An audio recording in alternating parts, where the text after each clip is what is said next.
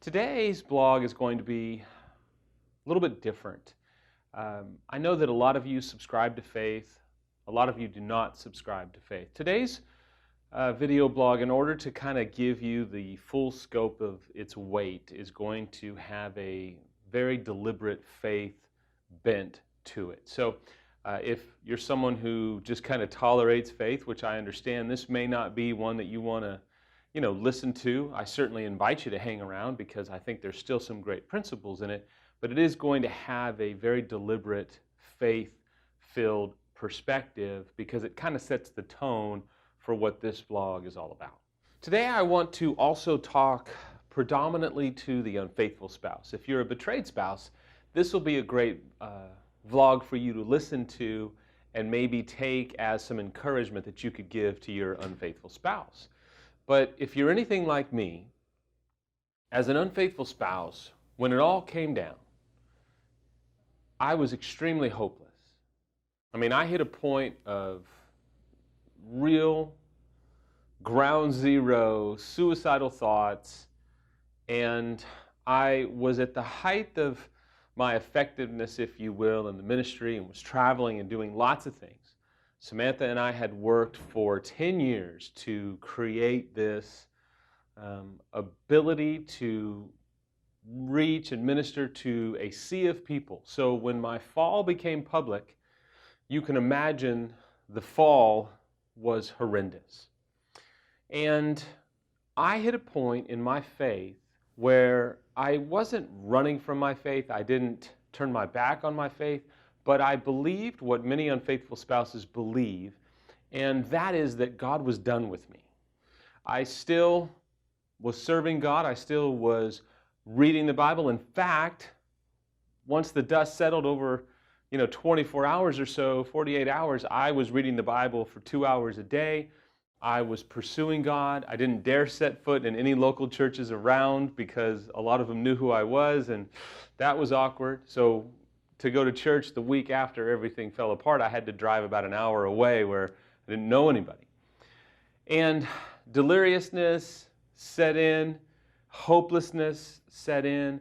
I mean, I was over the edge, convinced that, you know what, God's probably never going to use me again. I will just resolve to love my kids and maybe even love them as a divorced dad. I will just be happy with selling real estate or driving for UPS, or not that there's anything wrong with those professions, but I had given up having any level of influence in the public eye, caring or speaking or traveling or doing anything, especially this as well. And if you're an unfaithful spouse, early on it becomes hard to conceive that God is not angry and that God is not disappointed and that God hasn't washed His hands of you. I'd like to tell you 2 stories today that absolutely started me on a journey of believing that one day God would be able to use me, even though my mentors taught me a principle of, hey, are you still going to serve God if there isn't ever a stage again? Are you still going to pursue God, and are you still going to obey Him if there is no stage, there is no camera, there is no preaching, there is no speaking? Can you be happy just being a real estate agent? Can you be happy driving for UPS? Can you be happy being just a little league coach for your kids? Or do you have to have this huge impact and you'll only serve God if you get that? So that kind of brought me back to a level of humility and obedience based upon who God is, not what God could do for me. The first moment came is I had driven about 24 hours to meet this gentleman, Richard Hogue, who became a mentor, still is. I had heard about him and through a strange turn of events got in touch with him. He said, sure, come to Oklahoma. I'll definitely talk with you and meet with you. So I drove there and we sat down. And the first time I met him, I poured out my heart. I sat in this little restaurant crying. I had waitresses walking up while I'm wiping tears away. I was a mess. But finally I had found someone that wasn't slamming me, attacking me, condemning me and really genuinely wanted to help me when I had nothing to offer. I didn't even have money to pay him, but he simply took time to sit with me and talk with me. And he looked at me and he said, well, let me back up and say, at this moment, I said to him, I said, do you ever think God will use me again? And I'll never forget, he looked me right in the eye and he said, son, God's just getting started, because you're no longer that arrogant jerk that's condemning people and this hardline theology, and you're out changing the world, and who isn't with you is against you. Son, God is vetting out the errors in your theology.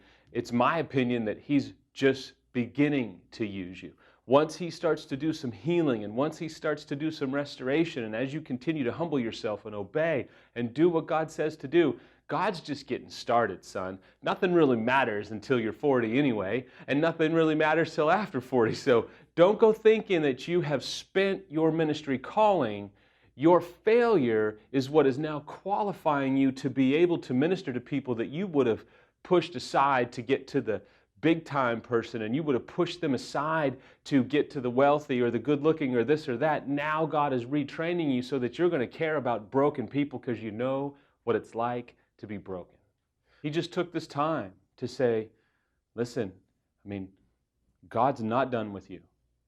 God is just getting started, but it's up to you to what degree God uses you, because you're going to have to submit to the consequences and the discipline that are coming your way. Now, the second story, I was sitting with Rick and I was emotional, and a series of events that would take too long to explain discouraged the hell out of me, and I was hopeless. I wasn't suicidal anymore, but I had really become hopeless that God would ever see fit to entrust me to do anything that would bring value to the kingdom in my mind. And Rick sat with me in his little office and he looked at me and he said, let me just ask you something. Was God done with Peter when he denied him? Was God done with Elijah when he was suicidal? Was God done with Abraham when he messed up? Was God ever done with Peter? Was God ever done with David? And he looked at me and he said, don't you even know the beginning of the New Testament? You know this, you were a pastor. He said the beginning of the New Testament talks about the genealogy of Jesus, and Jesus having his messianic title, the Son of David. God started the New Testament in one of the very first sentences that Jesus would be identified as the Son of David. Come on, you think God's done with you? Are you better than those guys? Because that's what you're saying. You're saying that God could use Peter, God could use Paul, but he can't use you. So you're the exception. And then he railed me. Then he was like, you're always the exception, right? Samantha's always the exception. What I say doesn't work because Samantha's different, and you're the exception. So he went very deep into childhood origin issues, and he started to just with a scalpel cut away at the condemnation and the shame that I was surrounded by, the voices of disqualification, of shame. He said, you're not disqualified. You're in my office. You're pursuing God. You're reading the Bible. You just want certainty, and I'm sorry, son, there isn't certainty. You feel like you're disqualified. God's not disqualified. You read the Bible. Yes, he took me to the woodshed.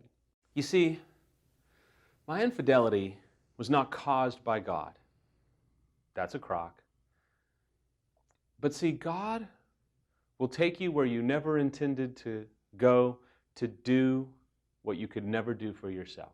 See, God has taken me places I could have never taken myself. He's done for me what I could never have done for myself. No, this isn't, thank God I had an affair. Please, they're so far from the truth. That's lunacy. But you know what? Romans is pretty correct that God uses all things together for good, for his glory, for his purposes. Let me just tell you today, God's not done with you. As long as you continue to pursue him, as long as you continue to allow him to do what he needs to do, you're not disqualified.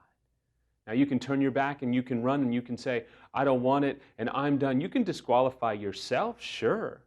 But God is a master at using failures. God's a master at using people who blow it. So don't give up on yourself today. Don't give in to hopelessness, don't give in to the thought, the lie that God is done with you.